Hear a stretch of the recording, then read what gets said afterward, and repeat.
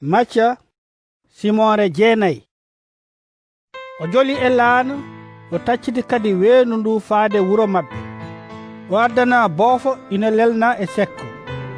nden o yii hoolaare yimɓe ɓe o wi boofo o bandam wondu e cuusal bakkatuuji ma njaafaama e on sahaa woodi sariyankooɓe wonɓe e wiyondirde o gorko nana yenna Allah o faami miijooji maɓɓe o wi holi ko waɗi oɗon jogoo ɗi miijooji bonɗi e ɓerɗe mon wiide bakkatuuji ma njaafaama e wiide ummoya holi heen ko ɓuri weerde kono mbele oɗon ngannda ɓii neɗɗo o ina jogii e aduna baawɗe yaafaade bakkatuuji boofo ummo ƴetta sekko ma koota galle mon gorko o ummii hooti galle mumen nden yimɓe ɓe njii ɗum kuli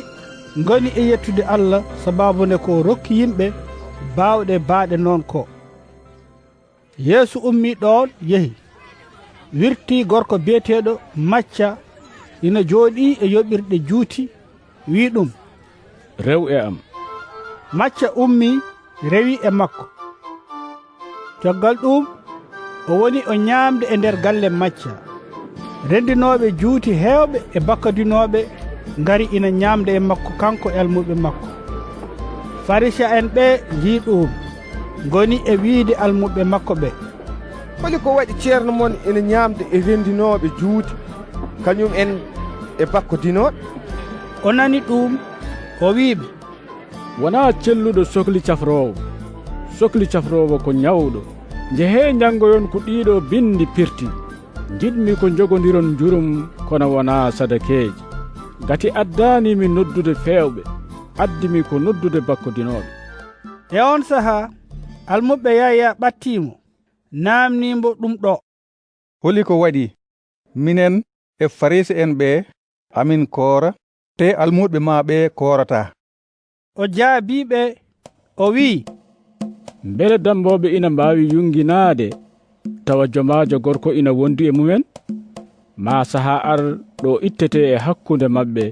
e on sahaa maɓe koor hay gooto ɗakkata fallaare hesere e wutte kiiɗɗo nden fallaare hesere nde ñoortat wutte kiiɗɗo o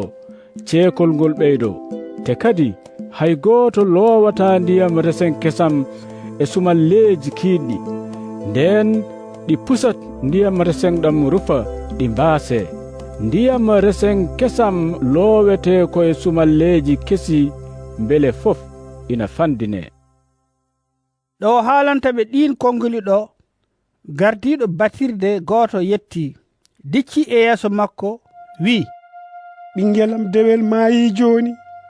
kono aɗa fawi maggel jungo ma ngel wurtat Yeesu ummi rewi e makko kañum e almuɓe mum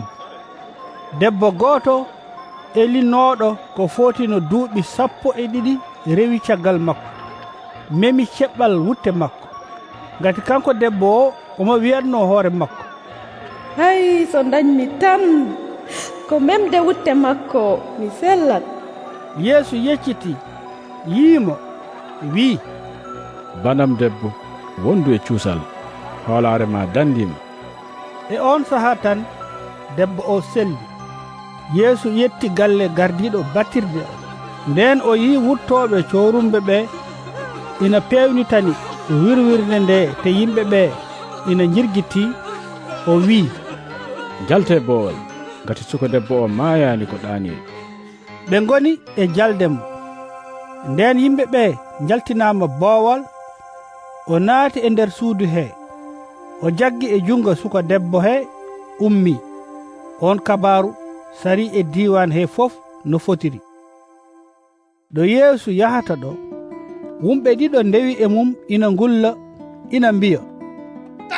ɗum Dawuda yurmomin nden o yettiima galle wumɓe ɓe ɓattiimo o naamni ɗumen o wii mbele oɗon gonɗini mboɗo waawi wallude on ɓe njaabiimo ɓe mbii ceerno amin gonɗini e on sahaa o memi gite maɓɓe o wii yo on mbaɗirane no gonɗinirɗon ni. ɗon e ɗon tan ɓe gumti.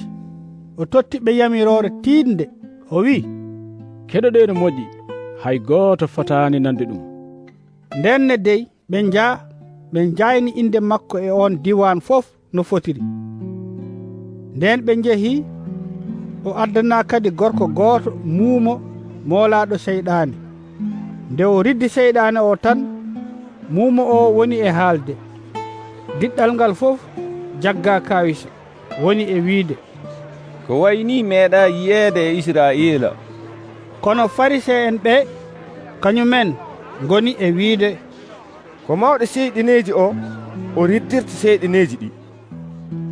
Yeesu naati saare yo saare, wuro yo wuro, ina jangina e nder batirɗe, ina yeyna kabaru moƴƴo paatuɗo e laamu Allah o, kadi ina sellina kala ñabbuli e kala rafiiji. nde o yi yimɓe ɓe, ɓernde makko heewi yurmeede faade e mumen, ngati ko ɓe faynoɓe te ɓe ngala ballo, ɓe mbayno kono baali ɗi ngala gaynako ni. e on sahaa o wi almuɓe makko ɓe, gese ɗe moƴƴi, kono soñoɓe kewani. nden noon ñaagoɗe joom gesa o yo ɓeydu soñoɓe.